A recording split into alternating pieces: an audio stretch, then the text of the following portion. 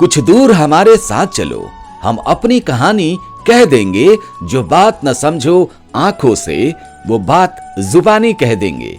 फूलों की तरह जब होठों पे कोई शौक मुयस्सर होता है, चुपके से तुम्हारे कानों में वो बात पुरानी कह देंगे।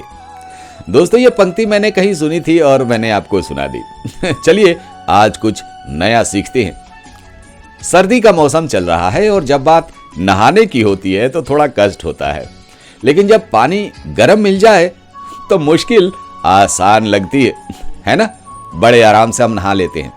चलिए कुछ नया सीखते हैं। जब हम नहाते हैं तो हम अपने शरीर पर साबुन लगाते हैं या शैम्पू लगाते हैं, बॉडी शैम्पू लगाते हैं शरीर के मैल को हटाने के लिए। लेकिन क्या कभी हमने सोचा है कि नहाते वक्त जो हमने साबुन लगाया है वो बहुत महंगा है, शैम्पू जो लगाया है वो बहुत ही महंगा है, आज इसे नहीं धोऊंगा, है ना। कभी नहीं सोचा साबुन कितना ही महंगा हो, शैम्पू कितना ही महंगा हो, हम उस पर पानी डालकर उसे धो देते हैं और उसी के साथ हमारे शरीर का मैल भी धुल जाता है। बिल्कुल यही बात ज्ञान के साथ होता है। जैसे साबुन को हमने धो दिया तो हमारे शरीर का मैल साफ हो जाता है ना।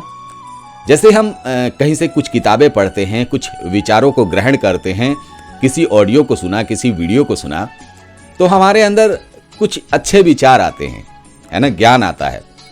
वो भी हमारे मन के मैल को धोने के लिए होता है।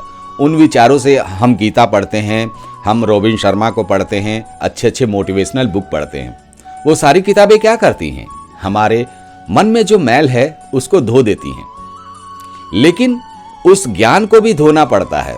जिस तरीके से साबुन को हम धोते हैं पानी से, ठीक उस ज्ञान को भी धोना पड़ता है, नहीं तो वही ज्ञान हमारे मन का मैल बन जाता है। वही ज्ञान अहंकार का रूप धारण कर लेता है ना। नहीं समझे? तो उस ज्ञान को कैसे धोना है, उस विचार को कैसे धोना है, उस विचार को आगे लोगों में शेयर कीजिए। जैसे आपको कोई वीडियो पसंद आ गया, कुछ मोटिवेशनल लाइंस आपको पसंद आ गई, तो आप क्या करते हैं, उसे शेयर करते हैं।